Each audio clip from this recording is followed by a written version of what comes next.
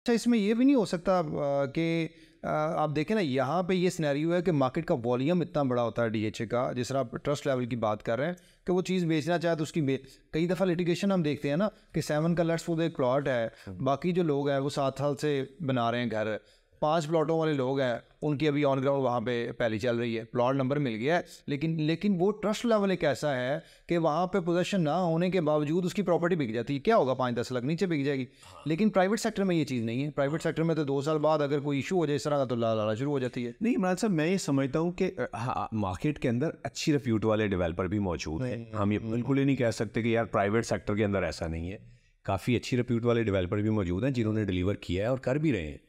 और फ्रेंकली हमने जिनके साथ भी काम किया, हमारी कोशिश ये होती है कि यार लोग अच्छे हों, डिलीवर करने वाले लोग, बैकग्राउंड अच्छा हो। देर सवेर हो जाना कोई बड़ी बात नहीं। जैसे मैंने आपको मिसाल दी कि यार 8 साल हो गए हैं, 2 सेक्टर का पोजीशन आया, लेकिन लोगों का ट्रस्ट लेवल है। किसी बंदे ने ये नहीं कहा कि यार हमारे साथ कोई मसला हुआ, हर बंदा हैप्पी है, पुरसकून है, कोई इशू नहीं। अभी भी मेरा ख्याल है सबसे ज़्यादा बाइंग सेलिंग उसी फेज़ के अंदर हो रही है। तो ये ट्रस्ट लेवल होता है।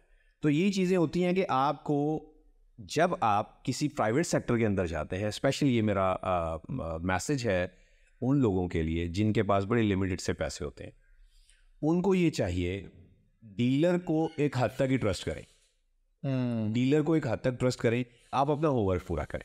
होमवर्क पूरा इस सेंस में करें कि आप अपने जो रिलेटेड अदारे हैं, जो अथॉरिटीज़ हैं, वहाँ से उसको वेरीफाई करें कि भाई ये सोसाइटी इस नाम की रजिस्टर्ड है या इनको एनओसी हुआ है, और या मैं इसमें अगर जा रहा हूँ तो मुझे कितनी देर में ये मिल जाएगा। ये खुद से करें, डीलर से भी ये पूछने की मेरा ख्याल है ज़रूरत नहीं है। ठीक बात है। खुद होमवर्क करके आएंगे, आपको खुद ही पता चलेगा कि यार मुझे इस पे जाना चाहिए या नहीं जाना चाहिए। ये मैसेज है कि आप थोड़ा नहीं, बड़ी हमारी डिटेल बात होगी इस टॉपिक पे। मुझे ये बताएं कि इस वक्त जो हमारे मुल्क की हालात हैं, इसमें हमें एक तो इन्वेस्ट करना चाहिए कि नहीं करना चाहिए, अगर करना चाहिए तो किस स्पेसिफिक एरिया में करना चाहिए, और इससे मिलता जुलता ही कि फ्यूचर क्या देख रहे हैं, अभी आगे आने वाले दिनों में कोई बेहतरी का चांस है? जी इमरान साहब, बात ये है कि इस वक्त जो हमारी सूरत हाल है, पिछले साल 1.5 साल से रियल स्टेट के ऊपर रिसेशन है। ओवरऑल आप देख रहे हैं मुल्क की सूरत हाल जो बनी हुई है, एक रिसेशन का दौर चल रहा है, और होपफुली इंशाल्लाह मैं समझता हूँ अगले कुछ अरसे में कोई बेहतरी की उम्मीद की जा सकती है।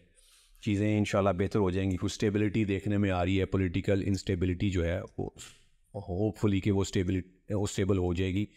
इसमें इस वक्त जो हमारे जो रियल्टर्स भाई हैं, टैक्स को ले के ना इतना ज़्यादा पैनिक उन्होंने क्रिएट किया हुआ है। थोड़ा सा समझने की बात है कि हमें गवर्नमेंट ने अगर एफबीआर ने 1% टैक्स बढ़ाया है और हम उसको लेके जो जनाब शोर डाल दिया कि टैक्स ज़्यादा लग गया, इतना ज़्यादा उसकी हाइप बना दी, और कस्टमर को, सेलर को, बायर को हम डरा देते हैं। हमें ऐसा नहीं करना चाहिए।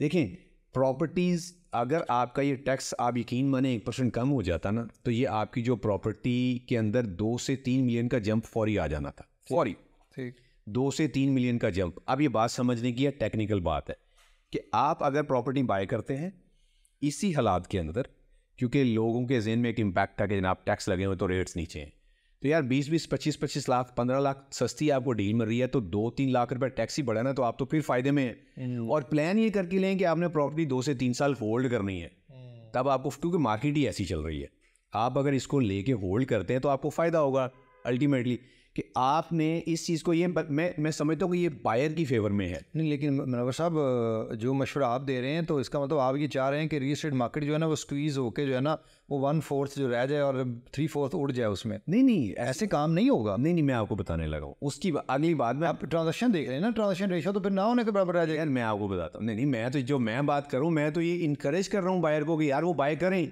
नहीं, वो बाय नहीं करेंगे ना, ये इस तरह के होंगे। देखिए, अगर टैक्सेस आप 1% वो आपको E7 आपने देखा जो नया आ गया है, उससे तो बिल्कुल ही लोग, अगर ये सारे काम होंगे, मैं ये समझता हूँ कि शायद मेरी अपनी ये गट फीलिंग है कि ये शायद इम्प्लीमेंट ना हो।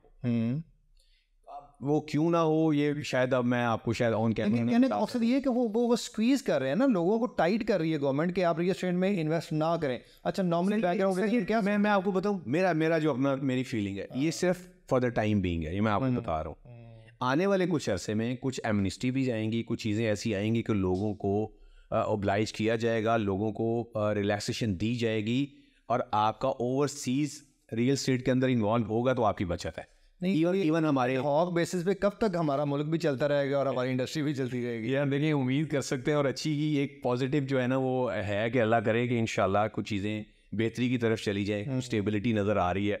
और मैं ये समझता हूँ कि लोग अल्लाह करे कि ये हमारे अगर कोई जनरल एक्शन हो जाते हैं, कोई नई गवर्नमेंट आ जाती है, कोई पॉलिसी 4-5 साल के लिए बन जाए, उससे ये है कि लोगों का ट्रस्ट आ जाएगा, ख़ास तौर पे हमारे ओवरसीज़ का। और हमारा रियल स्टेट चलता ही तब है जब हमारा ओवरसीज़ इन्वॉल्व होता है। ज़्यादातर उनको समझ लें कि मेन जो है ना उसको वहीं से बूस्ट मिलता है। उसके साथ साथ फिर हमारा इधर लोकल भी इन्वेस्टर वो भी इंगेज हो जाता है। ओके। तो उसके साथ साथ आप देखें रिटर्न कितना टैक्स जो की सूरत में आपको रेवेन्यू गवर्नमेंट को मिलता है, फिर जो हमारी रेमिटेंसीज आती हैं उसके अंदर भी कितना फ़ायदा होता है। तो गवर्नमेंट को भी ये देखना चाहिए कि इस जो हमारा रियल स्टेट है इसको ओब्लाइज करें, इसके अंदर आसानियाँ करें। कि अभी इन्होंने, आपको पता होगा कि बजट के अंदर इन्होंने उसको टैक्स फ्री किया है ना बायर के लिए, ओवरसीज़ के लिए किया है ना, टैक्स फ्री किया है। लेकिन बात वही है, उसकी जो कंडीशन तो लगाई है उनको थोड़ा सा नरम करने की ज़रूरत है। वो नहीं, कंडीशन भी ठीक है, लेकिन जो हालात जा रहे हैं ना, मुझे लगता है कि ओवरसीज़ ट्रस्ट ही नहीं कर रहा हमारे ऊपर। जब तक वो ट्रस्ट नहीं, जब तक उसको ये पता नहीं होगा कि ये अगर मैं कन्वर्ट करवाता हूँ पाक रुपीज़ में तो डॉलर 5 रुपये टूटेगा, बढ़ेगा नहीं, जब तक ये ट्रस्ट नहीं आएगा ना उसके अंदर, उस वक्त तक तो मेरा ख्याल है उसी स्टेबिलिटी की, ये जितनी मर्जी ये देते हैं सर, उसी स्टेबिलिटी की मैं बात कर रहा हूँ कि पॉलिटिकल स्टेबिलिटी आनी पड़ेगी। हाँ, वो ज़रूरी है, वो होगी तो चीज़ें बेहतरी की तरफ जाएंगी। अच्छा, अगर इन्हीं हालात में हम अपने रियल्टर्स जो नए लोग आ रहे होते हैं, कुछ बड़े ऑफिस में काम कर रहे होते हैं, वो बड़े स्ट्रगल कर रहे होते हैं, उनके लिए एक टिप के वो, मतलब मैं मिसाल दे रहा हूँ, कोई 1-2 डील किसी तरीके से निकाल लें, वो किस पैटर्न पे चलें कि ऐसा काम हो कि उनका काम सर्कल चलता रहे, रोजी रोटी चलती रहे उनकी। यार इमरान साहब, उसके लिए मैंने जैसे आपको बताया ना शुरू में, होता है कि बहुत ज़्यादा मेहनत की ज़रूरत है। जब मार्केट तेज़ होती है ना सर, उसमें आप बड़ी आसानी से डील निकाल लेते हैं। इतनी ज़्यादा आप टाइम कम भी दें, आप घर भी बैठे हो तो आपको कॉल पे आप काम चल जाता है। लेकिन जब मार्केट स्लो होती है ना सर, आपको ज़्यादा मेहनत करने की ज़रूरत है, आपको ज़्यादा टाइम देने की। हमारे यहाँ उलट हिसाब है कि जब मार्केट तेज़ होती है तो हम सारे बड़े एक्टिवली काम कर रहे होते हैं, ठीक है। जब मार्केट स्लो होती है, कोई 12 बजे आ रहा है, कोई 1 बजे आ रहा है, कोई 6 बजे जा रहा है, हम भी सुस्त हो जाते हैं ना, यार काम तो है ही नहीं है, जाके की करना, काम तो है ही नहीं है। ये कॉन्सेप्ट ख़त्म होना चाहिए कि जब मार्केट स्लो है तो हमें ज़्यादा मेहनत की ज़रूरत है। आप जब ज़्यादा सर हार्ड वर्किंग करेंगे, आप ज़्यादा उसको रेगुलर तरीके से करेंगे, फिर आप मार्केट को देखें, पता करना होता है कि काम किधर हो रहा है। कि DHA के अंदर मिसाल के तौर पे आज 25 या 30 ट्रांजैक्शन पर डे हो रही है, तो यार